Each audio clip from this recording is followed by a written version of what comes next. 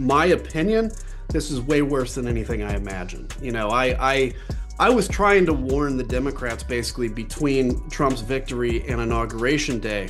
Like, you guys need to get your ducks in a row because this thing could go fast, right? Donald Trump is reportedly foaming at the Whig line after Adam Kinzinger, yes, the guy Trump once called a crybaby, just dropkicked his entire administration into political oblivion with receipts, sass, and zero chill. Imagine getting roasted by someone from your own party. It's like your favorite yes man suddenly grew a spine in a microphone. What did Kinzinger say? Why is Trump pacing Mar-a-Lago like it's a Walmart on Black Friday stick? Around this meltdown is mega-level messer. Donald Trump is reportedly fuming again. Yes, the man who reacts to criticism like a toddler denied a second Happy Meal is once again red-faced and flailing because Adam Kinzinger, a former GOP congressman with a functioning moral compass, had the audacity to point out the flaming dumpster fire that was Trump's administration.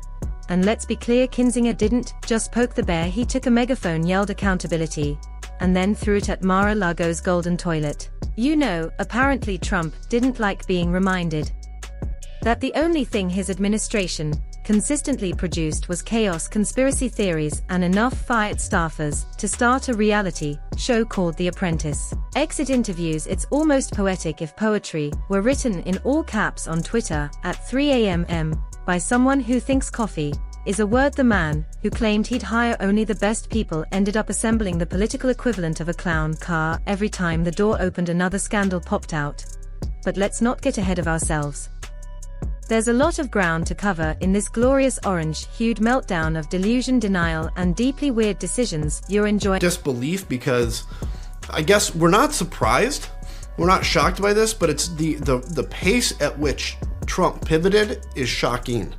And the fact that, by the way, there are all of his advisors walking around saying, I mean, Walt said this, you got to quit being mean to him. Hey, Zelensky, you're being mean to him. Yeah. What do you expect? What is this? This is a toddler.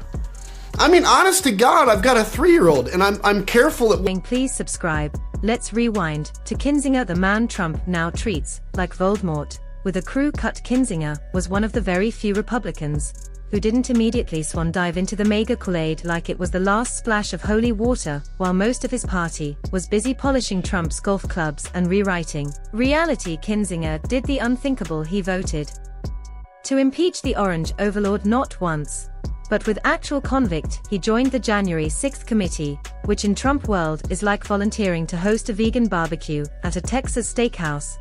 And get this, he believes that a violent coup attempt is actually bad. Shocking, I know, in today's GOP that's practically witchcraft. And now that he's out of Congress, Kinzinger has been making the rounds like a man unchained, pointing out that Trump's presidency wasn't so much America first as it was America.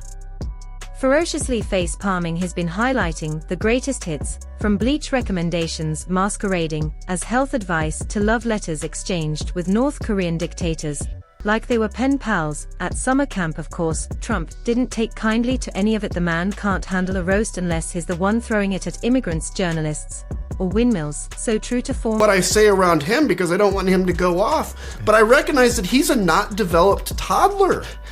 And that's exactly what they're saying. So this guy, President Trump, is so advanced in 5D chess and all that, that you have to be careful that you say some mean words to him? Trump reportedly stormed around Mar-a-Lago like a cheetah-powered hurricane, howling that Kinzinger is disloyal, a traitor.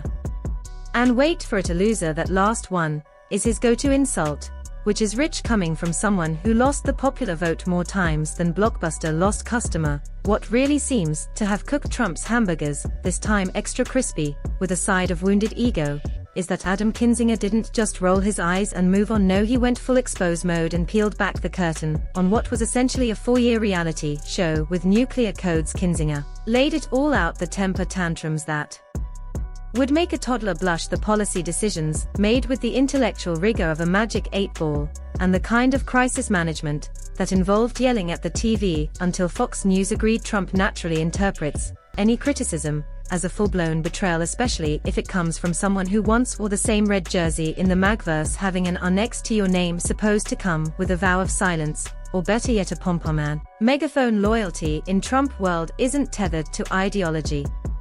patriotism, or basic human decency. It's about smiling and nodding while he muses about buying Greenland muzzling into military parades, like his auditioning for North Korea's Next Talent show, or casually suggesting bleach as a cure. And Kinzinger, he broke the unspoken rule never interrupt the delusion. Kinzinger dared to mention that the Trump administration was a non-stop episode of the Trump gets inaugurated.